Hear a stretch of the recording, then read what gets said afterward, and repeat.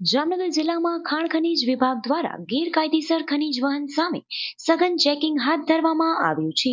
છેલ્લા 2 દિવસ દરમિયાન ભૂસ્તર શાસ્ત્રીની ટીમે જામનગર બાયપાસ માર્ગ પરથી રોયલ્ટી પાસ વિના ખનીજ વહન કરતા કુલ 5 ડમ્પર પકડીને કરોડો રૂપિયાનો મુદ્દામાલ જપ્ત કર્યો છે. ખાણ ખનીજ વિભાગની કાર્યવાહી દરમિયાન સાદી રેતી, સિલિકા સેન્ડ અને બ્લેક ટ્રેપ જેવા ખનીજોનું ગેરકાયદેસર પરિવહન થતું હોવાનું સામે આવ્યું છે. ઝડપી કાર્યવાહી કરીને તમામ ડમ્પરોને નજીકના સ્ટોર ખાતે કસ્ટડીમાં સોંપવામાં આવ્યા છે.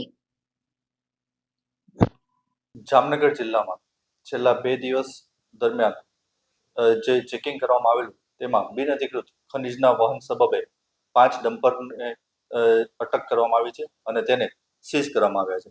તેમાં સાદી રેતી ખનીજ, બ્લેક ટ્રેપ ખનીજ અને સિલિકા સેન્ડ ખનીજનો સમાવેશ થાય છે.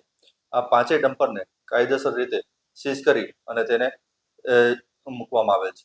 તેનો કાયદેસરનો દંડ ભરાવી અને આગળની કાર્યવાહી હાથ ધરવામાં આવશે.